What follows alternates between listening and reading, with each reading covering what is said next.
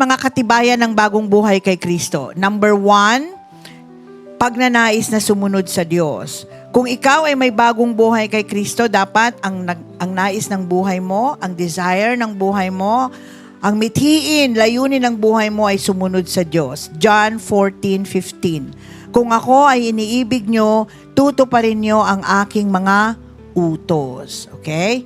Number 2, kapag ikaw ay may bagong buhay kay Kristo maliban sa pagsunod sa Diyos, number 2, iibigin mo ang salita ng Diyos. Dapat mahal mo ang salita ng Diyos. Hindi lang si sister ang mahal mo, hindi lang si boyfriend, girlfriend, asawa, kapatid ang mahal mo. Dapat mahal na mahal mo ang salita ng Diyos. Psalm 119:105. Ang salita mo ay tanglaw sa aking mga paa at liwanag sa aking mga landas. Number 3, ikaw ay merong buhay kay Kristo kung ikaw ay nagnanasang manalangin. You have the desire and burning desire for prayer. And Jeremiah 33:3. Tumawag ka sa akin, sasagutin kita. Magpapakita ako sa iyo ng mga dakila at mahiwagang bagay na hindi mo nalalaman. See, kapag tayo raw po ay tumawag sa Kanya, sasagutin niya tayo. Amen?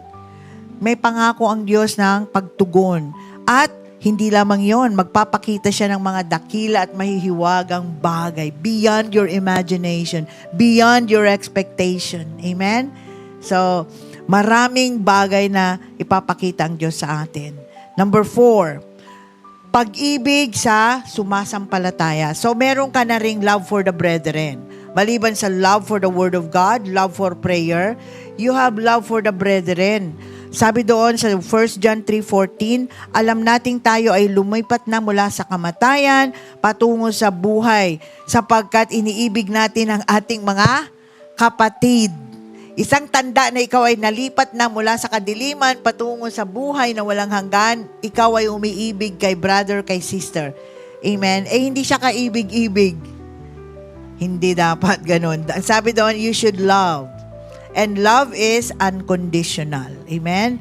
So, kay kaibig-ibig, kay worthy yung kapatid, yung kapatiran, he is a flawed individual. Meron siyang mga mali, maraming mga mali in fact. But we are still commanded to love. Because love is God. And God is love. It is the character of God that should be manifesting in our lives as well. That unconditional kind of love. Okay, number 5, binagong buhay. You have a new life.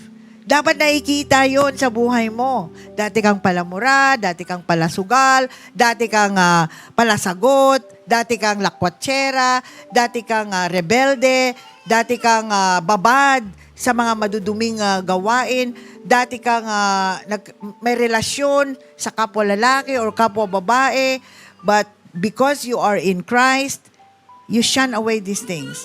Iniiwan mo ang mga bagay na to. Bagong buhay kay Kristo, Galatia 5:22-23. Galatians 5:22-23. Subalit ang bunga ng Espiritu ay pag-ibig, kagalakan, kapayapaan, pagtitiyaga, kagandahang loob, kabutihan at katapatan. Kaamuan, pagpipigil sa sarili, laban sa mga bagay na to ay walang kautusan. Amen? So, these are the fruits of the Spirit. Lahat ng binanggit na yun na mabubuti, di ba? Ang ganda nun, di ba? Kagalakan, kapayapaan, pagtitiyaga. Ano raw mga ito? Bunga ng banal na Espiritu. So, kapag wala kang Espiritu, ikaw ba ay may bunga ng Espiritu? Wala. Di ba? Parang yung sampalok. Kung wala yung sampalok na puno na yan, palagay mo ba may mamumungang sampalok doon sa dulo niyan na ginagawa nating minatamis? Wala, di ba? Amen. Sapagkat ang puno ay siyang pinagbumulan ng bungang ito. Ang puno ay ang banal na Espiritu. Kung walang banal na Espiritu sa buhay natin, wala tayong pag-ibig, wala tayong galak, wala tayong kapayapaan, pagtitiyaga, kagandang loob, kabutihan, katapatan, kaamuan, at pagpipigil sa sarili. Nagtataka ka kung bakit lagi kang galit. Wala kang pagpipigil sa sarili. Lahat gusto mong awayin. baka wala ang banal na Espiritu sa puso mo. Because the fruit of the Spirit are all of these things. And so if you have the Holy Spirit, you should have these fruits. Amen?